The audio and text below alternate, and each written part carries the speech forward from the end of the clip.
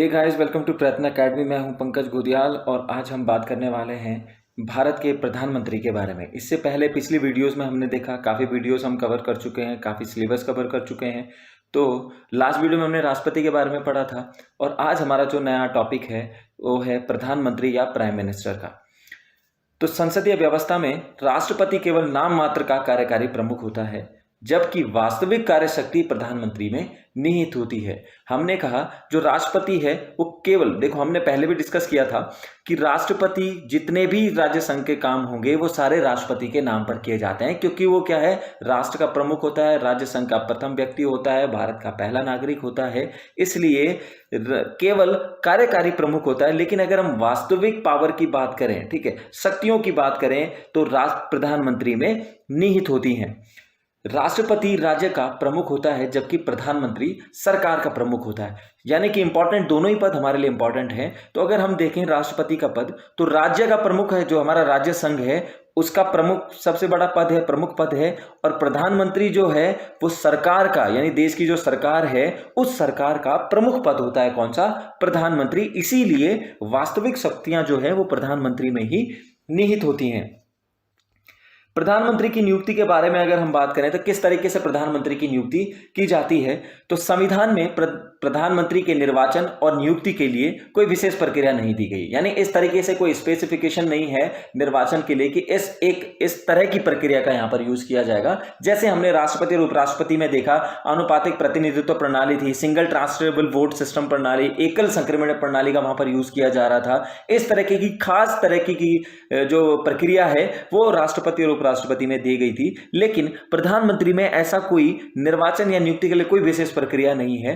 केवल आर्टिकल 74 और 75 में कुछ तथ्य रखे गए हैं। जैसे आर्टिकल 74 में कहा गया है कि राष्ट्रपति को सहायता देने के लिए या सलाह देने के लिए एक मंत्री परिषद होगी, और उस मंत्री परिषद का जो प्रमुख होगा वो कौन होगा? प्रधानमंत्री हो या प्रधानमंत्री कहलाएगा। इसीलिए उसका नाम भी शायद रखा गया है प्रधानमंत्री। यानी कि जो मंत्रीगण हैं उनमें प्रधान या मंत्रियों में प्रमुख, इसीलिए इसका नाम क्या है? प्रधानमंत्री रखा गया है। आर्टिकल 75 में रखा गया है, केवल इतना ही वहां पर कहा गया है कि राष्ट्रपति प्रधानमंत्री की नियुक्ति करेगा। ठीक है, ये चीज वहां पर लिखी गई है, ये चीज का वहां पर वर्णन किया गया है। लेकिन किस तरीके से उसकी नियुक्ति करेगा, कब कर सकता है, क्या कंडीशन हो सकती है, तो अब जो ये वाक्य यहां पर लिखा गया है कि राष्ट्रपति की नियुक्ति करेगा, तो इसका अभिप्राय बिल्कुल भी नहीं है कि राष्ट्रपति चाहे तो किसी भी व्यक्ति को प्रधानमंत्री नियुक्त कर सकता है। ऐसा बिल्कुल भी नहीं है। यानी इतना स्वतंत्रता राष्ट्रपति को भी नहीं है कि वो किसी को भी चाहे प्रधानमंत्री बना सकता है। तो कब कब कौन कौन सी स्थितियों में प्रधानमंत्री बन सकते हैं, तो राष्ट्रपति लोकसभा में बहुमत प्राप्त दल के नेता को प्रधानमंत्री नियुक्त कर सकता है। यानी और प्रधानमंत्री का जो चुनाव है, असल में किसके लोकसभा के लिए चुनाव होते हैं, वहां पर हमारे जो लोकसभा के सदस्य थे वो चुनकर जाते हैं, वही अपने में से प्रधानमंत्री की दावेदारी प्रस्तुत करते हैं, किसी को चुनकर भेजते हैं। अब जब ये चुनाव कर दिए जाते हैं, इस चुनाव के बाद किसी भी व्यक्ति को यानी जो सत्ताधारी जो पक्ष है, हर किसी के द्वारा, अपनी पार्टियों के द्वारा अपने व्यक्ति का वहां पर चुनाव कर दिया जाता है। प्रधानमंत्री की दावेदारी के लिए वहां पर चुनाव कर दिया जाता है। अब राष्ट्रपति लोकसभा में बहुमत प्राप्त दल के नेता को क्या करता है? प्रधानमंत्री नियुक्त। सपोज कि चुनाव हुआ, चुनाव में जो पार्टी जीती, बहुमत से अगर कोई पार्टी जीतती है तो उस बहुमत से प्राप्त जो पार्टी है, जिसने पार्टी ने वो बहुमत प्राप्त किया है, उस दल के जो नेता होगा जिसको उस पार्टी ने आगे किया है, प्रधानमंत्री के लिए उम्मीदवार चुना है, उस पार्टी ने उसको प्रधानमंत्री नियुक्त करता है। यदि लोकसभा में कोई भी दल स्पष्ट बहुमत में न हो तो राष्ट्रपति प्रधानमंत्री की नियुक्ति में अपनी विवेक स्वतंत्रता का वहां पर प्रयोग करता है। देखिए, या तो पूरी की पूरी बहुमत सरकार होगी, उसके हिसाब से देखा जा सकता है, या वहां पर पूर्ण बहुमत नहीं है, गठबंधन की जब सरकार होती है तो वहां पर राष्ट्रपति अपनी विवेक स्वतंत्रता का वहां पर प्रयोग कर सकता है।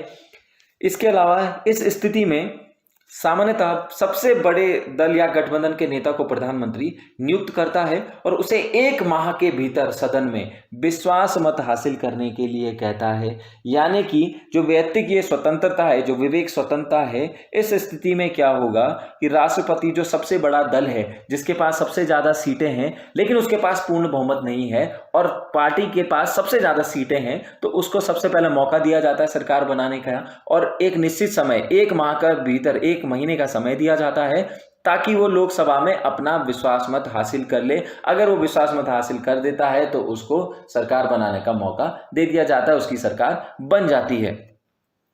कब कब ये हुआ है तो राष्ट्रपति द्वारा अपनी विवेक स्वतंत्रता का प्रयोग एक बार किया गया है। उस समय भारत के राष्ट्रपति नीलम संजीव रेड्डी थे। उन्होंने जनता पार्टी की जो सरकार थी 1977 में, मोरारजी देसाई के शासनकाल में बनी थी 1977 में, उस समय जब आगे चलकर 1979 में जब मोरारजी देसाई की सरकार गिर गई थी, पतन हो गया था, उसके बाद चौधरी चरण सिंह को प्रधानमंत्री नियुक्त किया गया था। किसके द्वारा? नीलम संजीव रेड्डी के द्वारा अपनी विवेक स्वतंत्रता, जो वैयक्तिक विवेक स्वतंत्रता है, इसका प्रयोग वहां पर किया गया था। इसके अलावा एक स्थिति और भी है जब प्रधानमंत्री का चुनाव कर सकता है राष्ट्रपति। कब क्या स्थिति है कि जब राष्ट्रपति प्रधानमंत्री के चुनाव व नियुक्ति के लिए अपना व्यक्तिगत निर्णय भी ले सकता है। कब लेगा? कि सपोज जब प्रधानमंत्री की क्या अचानक मृत्यु हो जाए और उस समय राष्ट्रपति को लगता है कि कोई ऊपर की जो स्थितियां हमने डिस्कस की हैं अभी, उनमें से कोई भी एप्लीकेबल नहीं होती है, तो अपना व्यक्तिगत निर्णय भी ले सकता है। जैसे 1984 में इंदिरा गांधी की जब हत्या हो गई थी, उस समय भारत के प्रधानमंत्री थे ज्ञानी जैल सिंह। उनके द्वारा राजीव गांधी को प्रधानमंत्री नियुक्त कर कार्यवाहक प्रधानमंत्री की जो नियुक्ति की जो प्रथा थी उसको अनदेखा कर दिया गया था और किसे बना दिया गया था सीधा प्रधानमंत्री? राजीव गांधी को सीधा प्रधानमंत्री बना दिया गया था। किसने? ज्ञानी जैल सिंह ने सीधे प्रधानमंत्री बना दिया था। हालांकि बाद में क्या हो गया, जो संसदीय दल ने सर्वसम्मति के आधार पर उनको क्या चुन लिया था? अपना नेता चुन लिया था। लेकिन पहले ज्ञानी जैल सिंह ने उनको क्या बना दिया था? प्रधानमंत्री बना दिया गया था। हालांकि देखो, होता ऐसा भी है कि जो निर्वर्तमान प्रधानमंत्री की अगर मृत्यु हो जाए और सत्ताधारी जो दल है अगर वो अपना नेता चुनता है तो राष्ट्रपति के पास उसे प्रधानमंत्री नियुक्त करने के अलावा कोई भी विकल्प नहीं होता है। अगर कोई सत्ताधारी दल का वो अपना नेता खड़ा कर देता है तो राष्ट्रपति को उसे बनाना ही होता है। अगर वो अपना इस पावर का वहां पर यूज कर सकता है, यानी कि ये जो निर्णय है, जो व्यक्तिगत निर्णय है, उसका वहां पर निर्णय ले सकता है। 1997 में उच्च न्यायालय ने एक निर्णय दिया था कि अगर कोई भी व्यक्ति किसी भी सदन का हो, चाहे वो राज्यसभा का हो चाहे लोकसभा का हो, ठीक है, सदस्य हो भी तब भी ठीक है, सदस्य अगर ना हो तो तब भी ठीक है, 6 माह के लिए प्रधानमंत्री नियुक्त किया जा सकता है। यानी देखिए, लोकसभा का भी बन सकता है और राज्यसभा का भी व्यक्ति जो है प्रधानमंत्री बन सकता है। और अगर वो ना लोकसभा का सदस्य है ना राज्यसभा का सदस्य है तब भी प्रधानमंत्री बन सकता है, लेकिन उसे 6 महीने के अंतर्गत प्रधानमंत्री का नियुक्त किया जा सकता है। लेकिन उसे 6 महीने के अंतर्गत दोनों में से, यानी दोनों जो सदन है हमारे, लोकसभा भी और राज्यसभा भी, दोनों सदनों में से किसी भी एक सदन का सदस्य होना आवश्यक है। अगर 6 महीने के अंदर वो किसी भी सदन की सदस्यता ग्रहण कर लेता है तो प्रधानमंत्री पद पर बना रहेगा। अगर वो इसको पद ग्रहण करने में सफल नहीं होता है तो उसे प्रधानमंत्री पद से इस्तीफा देना होता है। अब प्रधानमंत्री की शपथ एवं पदावधि या कार्यकाल। तो प्रधानमंत्री का पद ग्रहण करने से पूर्व राष्ट्रपति उसे गोपनीयता की शपथ दिलाता है। प्रधानमंत्री का जो कार्यकाल है, अगर हम बात करें तो कोई निश्चित कार्यकाल नहीं है, तो वो राष्ट्रपति के, हम ये भी कह सकते हैं कि वो राष्ट्रपति के प्रसाद पर्यंत अपने पद पर बना रहता है। लेकिन यहां पर प्रसाद पर्यंत जो ये शब्द आया है, इसका अर्थ ये बिल्कुल भी नहीं है कि राष्ट्रपति उसे किसी भी समय उसके पद से हटा सकता है। ये बिल्कुल भी नहीं है। हटा कब सकता है? जब तक प्रधानमंत्री के पास लोकसभा में बहुमत है, बहुमत हासिल है उसके पास लोकसभा में, तब तक राष्ट्रपति उसे बिल्कुल भी हटा नहीं सकता है। अगर जो व्यक्ति, जो प्रधानमंत्री है, लोकसभा में अपना विश्वास मत अगर खो देता है तो उसके बाद उसे अपना त्याग पत्र किसे देता है? राष्ट्रपति को अपना त्याग पत्र देना होगा। और अगर वो विश्वास मत खो देता है, बहुमत खो देता है, तो राष्ट्रपति उस समय उसे बर्खास्त, प्रधानमंत्री के पद से बर्खास्त कर सकता है। प्रधानमंत्री के जो वेतन भत्ते होते हैं वो संसद द्वारा समय समय पर निर्धारित कर दिए जाते हैं। प्रधानमंत्री की कार्य एवं शक्तियां। तो प्रधानमंत्री जो है उसके मंत्रिपरिषद के संबंध में है, राष्ट्रपति के संबंध में है, कुछ अन्य शक्तियां हैं मंत्रिपरिषद के संबंध में है। इस तरह की काफी जो कैटेगराइजेशन है इसकी प्रधानमंत्री की कार्य एवं शक्तियों की, वो सबसे पहले देखते हैं मंत्रिपरिषद के संबंध में। वो मंत्री नियुक्त करने हेतु अपने दल के व्यक्तियों की राष्ट्रपति को सिफारिश करता है। यानी जो उसकी जो मंत्री परिषद होती है प्रधानमंत्री की, वो अपने मंत्रियों को चुनने के लिए एक लिस्ट बनाता है, एक सिफारिश करता है किसे, राष्ट्रपति से, कि इन इन व्यक्तियों को, जो मेरे साथ के व्यक्ति हैं, इन इन सदस्यों को क्या बनाया जाए, मंत्री पद पर आवंटित किए जाए या मंत्री पद इनको आवंटित किए जाए। वह मंत्रियों को विभिन्न मंत्रालय आवंटित करता है और उनमें फेरबदल भी करते हैं। यानी प्रधानमंत्री ही, जो हमारे पास मंत्रालय होते हैं, मिनिस्ट्रीज होती हैं, उनका आवंटन भी प्रधानमंत्री करता है और उनमें बाद में फेरबदल भी कर सकता है। यानी अगर उसे लगता है कि ये व्यक्ति किसी इस मंत्रालय में अच्छा काम नहीं कर रहा है या इससे अच्छा कोई व्यक्ति इस काम को कर सकता है, तो वो उन मंत्रालयों में फेरबदल कर सकता है।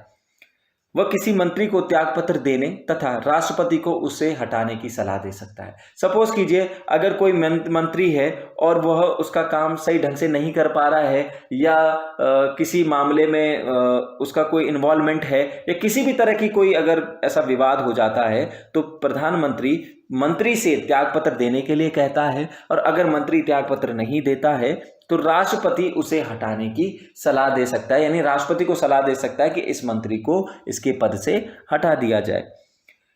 वह पद से त्यागपत्र देकर मंत्रिमंडल को बर्खास्त कर सकता है। यहां पर ध्यान देने वाली एक बात है कि अगर प्रधानमंत्री ने अपना त्यागपत्र दे दिया राष्ट्रपति को, तो मंत्रिमंडल जो है वो स्वतः ही बर्खास्त हो जाती है। उन्हें अलग अलग अपना जो त्यागपत्र है, रिजाइन लेटर देने की आवश्यकता नहीं होती है। अगर प्रधानमंत्री ने त्यागपत्र दे दिया तो उसका जितना भी मंत्रिमंडल है वो सारा का सारा क्या हो जाता है, बर्खास्त, स्वतः ही बर्खास्त हो जाता है। राष्ट्रपति के संबंध में, वह राष्ट्रपति एवं मंत्रिपरिषद के बीच की संवाद की कड़ी होती है। यानी मंत्रिपरिषद की अगर कोई बात राष्ट्रपति तक पहुंचानी है तो प्रधानमंत्री के थ्रू जाती है। राष्ट्रपति का कोई आदेश, कोई मंत्रणा अगर मंत्रिपरिषद तक लानी है तो प्रधानमंत्री के द्वारा वो की जाती है। तो दोनों में बीच की क्या होती है, एक संवाद की मुख्य कड़ी होती है। दूसरा, वह राष्ट्रपति को विभिन्न अधिकारियों जैसे महान्यायवादी है, महालेखा परीक्षक है, लोक सेवा, संघ लोक सेवा आयोग के अध्यक्ष, सदस्यगण, ठीक है, इनकी नियुक्ति के संबंध में भी प्रधानमंत्री परामर्श दे सकता है, उन राष्ट्रपति को सलाह दे सकता है। संसद के संबंध में, वह राष्ट्रपति को संसद का सत्र आहूत करने और सत्रावसान करने संबंधी परामर्श देता है। वह किसी भी समय लोकसभा को विघटित करने की सिफारिश भी किससे कर सकता है, राष्ट्रपति को कर सकता है। अन्य शक्तियां एवं कार्य, वह नीति आयोग, राष्ट्रीय विकास परिषद, राष्ट्रीय एकता परिषद तथा अंतरराज्य परिषद का अध्यक्ष होता है। वह सत्ताधारी दल का नेता होता है और वह सेनाओं का राजनीतिक प्रमुख होता है। इसके अलावा, शक्तियों के अलावा कुछ महत्वपूर्ण बिंदु हैं प्रधानमंत्री से संबंधित, फ्रिक्वेंटली पेपर में पूछे गए हैं और ये काफी बार पेपर में आ भी चुके हैं ये क्वेश्चन, ठीक है। तो परीक्षा दृष्टिकोण से हमारे लिए काफी इंपॉर्टेंट हो जाते हैं। तो राज्यसभा सदस्य होते हुए प्रधानमंत्री बनने वाले व्यक्ति, हमने पहले भी डिस्कस किया था कि प्रधानमंत्री बनने के लिए उसे किसी भी सदन का सदस्य होना चाहिए। चाहे वो लोकसभा का सदस्य भी प्रधानमंत्री बन सकता है, राज्यसभा का भी बन सकता है, और वो दोनों में से किसी का भी नहीं है वो भी बन सकता है, लेकिन 6 महीने के अंतर्गत उसको क्या करना पड़ेगा, किसी भी एक सदन की सदस्यता ग्रहण करनी होती है। तो राज्यसभा सदस्य होते हुए प्रधानमंत्री बनने वाले जो व्यक्ति थे वो इंदिरा गांधी, एस.डी. देवगौड़ा, मनमोहन सिंह और इंद्र कुमार गुजराल, आई.के. गुजराल जो थे वो राज्यसभा के सदस्य थे जिस समय उनको प्रधानमंत्री बनाया गया था। 2 बार कार्यवाहक प्रधानमंत्री बनने वाले जो व्यक्ति हैं वो थे गुलजारी लाल नंदा। जय जवान जय किसान का नारा देने वाले जो प्रधानमंत्री थे वो लाल बहादुर शास्त्री जी थे। विदेश यात्रा में मरने वाले प्रधानमंत्री, यानी उस समय वो विदेशी दौरे पर थे और उनकी वहीं पर ही मृत्यु हो गई थी, वो थे लाल बहादुर शास्त्री थे, ताशकंद में उनकी मृत्यु हो गई थी। गरीबी हटाओ का नारा देने वाली प्रधानमंत्री इंदिरा गांधी, जब उन्होंने इमरजेंसी लगाई थी ठीक उससे पहले ये नारा दिया गया था, गरीबी हटाओ का नारा वहां पर दे दिया गया था, किसके द्वारा, इंदिरा गांधी के द्वारा। भारत की पहली महिला प्रधानमंत्री भी इंदिरा गांधी ही थी। पहला दक्षिण भारतीय प्रधानमंत्री, यानी ऐसा व्यक्ति जो दक्षिण भारत का था और उन्हें प्रधानमंत्री बनाया गया, नरसिम्हा राव, पी नरसिम्हा राव भारत के पहले दक्षिण भारतीय प्रधानमंत्री थे। जवाहरलाल नेहरू कार्यकाल के दौरान मरने वाले प्रधानमंत्री थे जिन्होंने अपने ही कार्यकाल के दौरान उनकी मृत्यु हो गई थी 1962 में, जब इंडियन चाइना वॉर हुई थी उस समय पर, ठीक है। इन्हीं के द्वारा एक नारा दिया गया था, हिंदू चीनी भाई भाई, और वो आपको पता है बाद में 1962 में क्या कर दिया गया था, चाइना के द्वारा हम पर अटैक कर दिया गया था। तो उससे कहा ऐसा जाता है कि उससे काफी आघात हुआ नेहरू जी को और फिर उनकी क्या हो गई, देहांत हो गया, उनकी मृत्यु हो गई। अविश्वास प्रस्ताव द्वारा पद छोड़ने वाले जो प्रथम प्रधानमंत्री थे वो विश्व प्रताप विश्वनाथ प्रताप सिंह थे, ठीक है, जो भारतीय मोर्चा सरकार थी उसके प्रधानमंत्री बने थे उस समय पर विश्व प्रताप सिंह। तो अविश्वास प्रस्ताव उनके द्वारा लाया गया था और पहले प्रधानमंत्री थे जिन्होंने अपना पद त्याग दिया था। न्यूनतम अवधि तक बने प्रधान, यानी सबसे न्यूनतम अवधि के तक जो प्रधानमंत्री बने रहे वो अटल बिहारी वाजपेयी रहे। मात्र 13 दिन तक वो क्या रहे, एक बार प्रधानमंत्री के पद पर रहे। सबसे अधिक उम्र में बनने वाले प्रधानमंत्री वो थे मोरारजी देसाई। 1977 में जनता पार्टी की सरकार बनाई गई थी इनके द्वारा, उस समय इनको भारत का प्रधानमंत्री बनाया गया था। लोकसभा में कभी भी उपस्थित न होने वाले प्रधानमंत्री वो थे चौधरी चरण सिंह। अभी हम जैसे कि हमने अभी बात करी इस वीडियो में, चौधरी चरण सिंह जब नीलम संजीव रेड्डी थे उस समय मोरारजी देसाई की सरकार गिर गई थी और इनको क्या बना दिया गया था, अपनी जो विवेक स्वतंत्रता का प्रयोग वहां पर किया था और चौधरी चरण सिंह को क्या बना दिया गया था, वहां पर प्रधानमंत्री बना दिया गया था। इसी के साथ साथ चौधरी चरण सिंह के एक बात ये भी आती है कि उन्होंने एक ऐसे प्रधानमंत्री जिन्होंने कभी भी लोकसभा में दर्शन नहीं किए, कभी भी लोकसभा में नहीं गए। उसका रीजन यही था कि क्योंकि इनको पता था लोकसभा में अगर मैं जाऊंगा तो विश्वास मत मुझे क्या करना पड़ेगा, वहां पर हासिल करना पड़ेगा, और जो कि इनके पास विश्वास मत नहीं था, और विश्वास मत न होने के बाद उन्हें क्या देना पड़ता है, इस्तीफा देना पड़ता है। इसलिए ये कभी भी लोकसभा में नहीं गए अपने कार्यकाल के दौरान, चौधरी चरण सिंह। सबसे कम उम्र में बनने वाले जो प्रधानमंत्री थे वो थे राजीव गांधी। जब इंदिरा गांधी की हत्या हो गई थी 1984 में, उस समय किसे, राजीव गांधी को प्रधानमंत्री बना दिया गया था, यानी जैल सिंह के द्वारा। उन्होंने भी अपना व्यक्तिगत निर्णय वहां पर लिया था। राज्यों के वह मुख्यमंत्री जो प्रधानमंत्री बने, यानी पहले जो वो व्यक्ति जो पहले किसी न किसी स्टेट के क्या रहे, चीफ मिनिस्टर रहे, मुख्यमंत्री रहे, और बाद में आगे चलकर वो भारत का उन्होंने प्रतिनिधित्व किया, भारत के प्रधानमंत्री रहे। कौन कौन थे, तो मोरारजी देसाई उस समय रहे, बीपी सिंह उस समय रहे हमारे पास, और उनके साथ साथ चौधरी चरण सिंह। जैसे अगर मोरारजी देसाई की बात करें तो बंबई के थे उस समय पर, बीपी सिंह जो थे यूपी से रहे, चौधरी चरण सिंह जो थे वो भी यूपी में रहे, पीवी नरसिम्हा राव आंध्र प्रदेश के सीएम थे, एचडी देवगौड़ा कर्नाटक के सीएम थे, नरेंद्र दामोदर मोदी कहाँ के, गुजरात के उस समय सीएम थे, जिन्होंने आगे चलकर क्या किया, भारत का प्रतिनिधित्व किया और भारत के प्रधानमंत्री भी बने।